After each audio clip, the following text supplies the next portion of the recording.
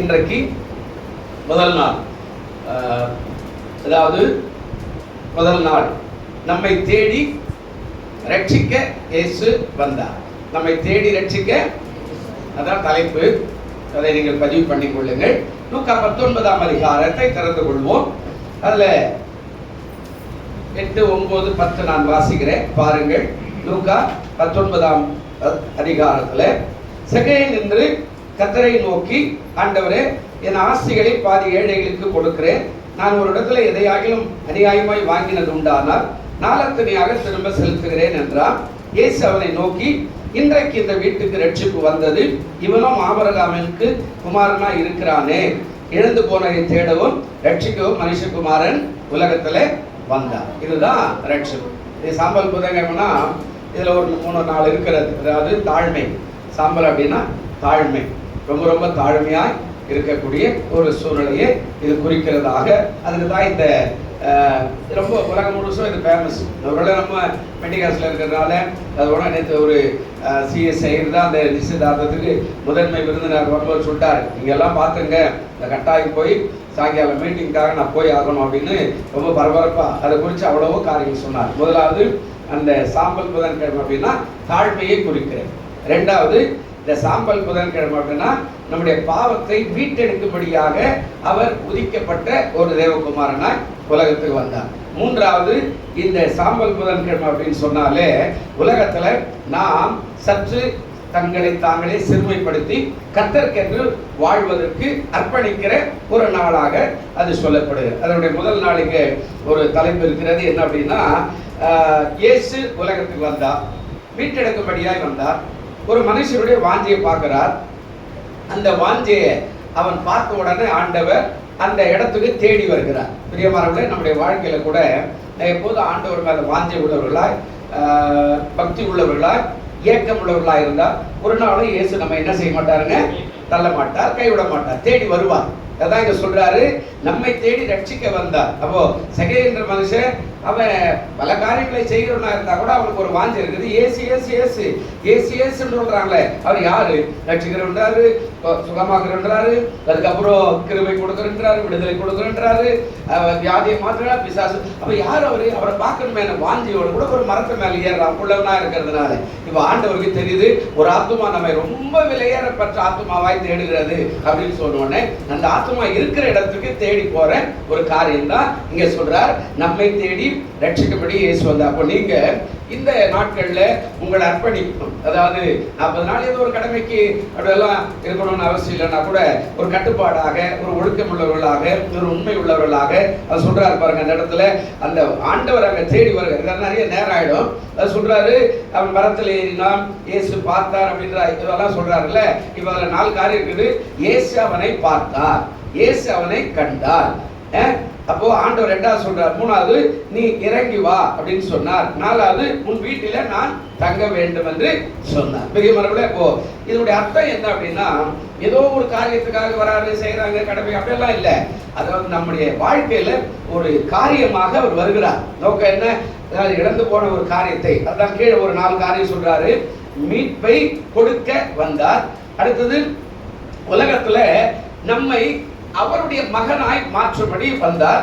3வது இந்த இழப்பை ஈடு செய்யும்படியாய் வந்தார். 4வது பலியாக அர்ப்பணிக்க வந்தார். அதாங்க சொல்றாருல்ல, அந்த சகேயு நின்று அந்த காரியத்தெல்லாம் பார்க்கும்போது அங்க மேல சொல்றாரு. இயேசுடைய நோக்கம் என்ன? அந்த இழந்து போன அந்த ரட்சிப்பு, அந்த ஆசீர்வாதம், நன்மையை பெற்றுக்கொள்ள அவர் உலகத்துல வந்தார். பிரியமான தேவ பிள்ளைகளே, நம்முடைய வாழ்க்கையில இழப்பு நிறைய இருக்குது. முதல் காரியம் அவர் சொல்றாரு. என்ன சொல்றாரு? அதாவது மீட்பை கொடுக்க வந்தார். என்ன சொல்றாரு?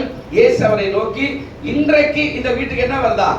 ரட்சிப்பு. அப்படின்னா அதான் அங்க சொல்லப்படுகிற காரியம், மீட்பை கொடுக்க அவர் தேடி வருகிறார். நம்ம வாழ்க்கையில கூட கொடுப்பதற்கு தான் உலகத்துல வந்தார். நம்ம போய் இயேசுனாரை தேடி தேடி தேடி ஏதாவது கண்டுபிடிச்சிட்டு போனோம் அப்படின்னு யாருமே இந்த உலகத்துல வரல. இந்த வாழ்க்கையில நம்ம கண்டுபிடிச்ச அந்த கடிப்பு, அதுதான் நடுவர்கள். நான் அதை விட்டு வந்து அதெல்லாம் இல்லைங்க.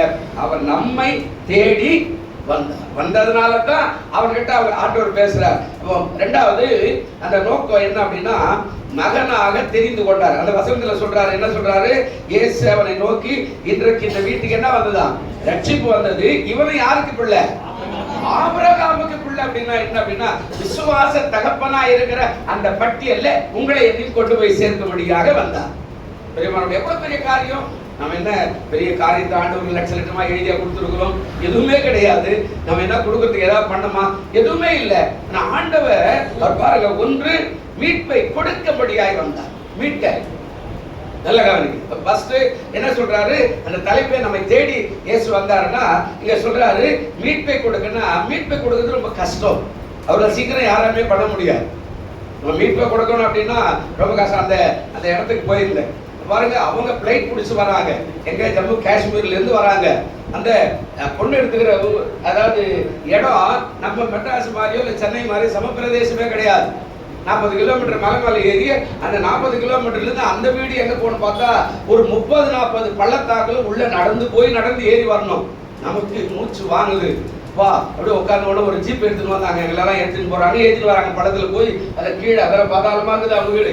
அந்த பிள்ளைங்க கிடக்கிறாங்க, ஏறுறாங்க, இறங்குறாங்க. பாருங்க, மீட்பை கொடுக்கணும்னா கண்டிப்பாக நாம இங்கிருந்து நாம இறங்கி போய் தான் அதை செய்யணும்னா அந்த காரியத்துக்கு தான் இயேசு வந்தாரு.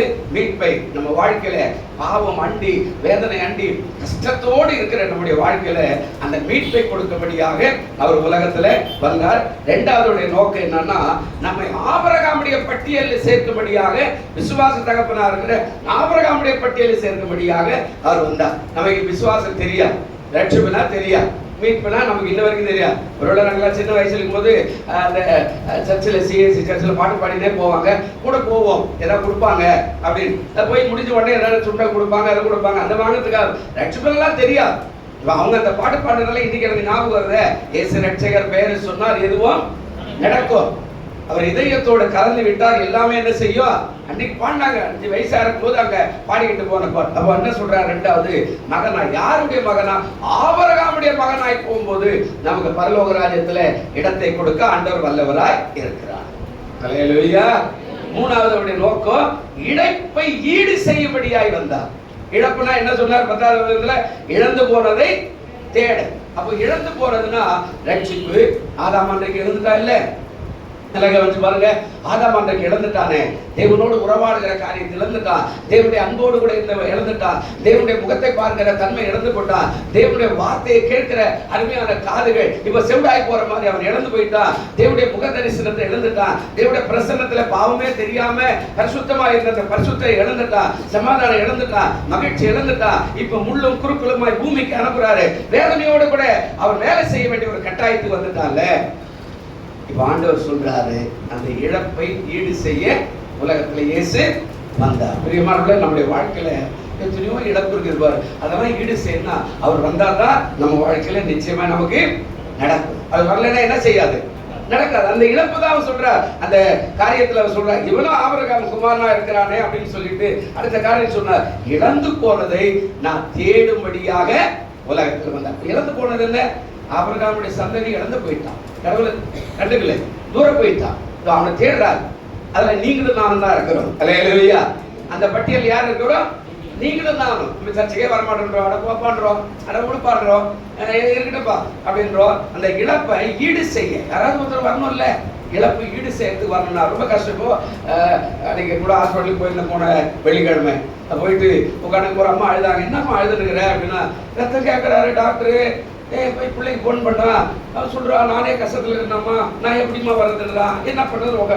நான் சொன்னேன், வா கொண்டு போய் அந்த ரத்தம் கொடுக்குற அந்த பேங்க் பக்கத்துல உட்கார வச்சு இங்க உட்காந்து சில ஆள் வருவான், அவங்க கிட்ட பேசு, நீங்க ஏதாவது பண்ணுங்க, நான் ஏதாவது கொஞ்சம் காசு கொடுக்குறேன்னு சொல்லு.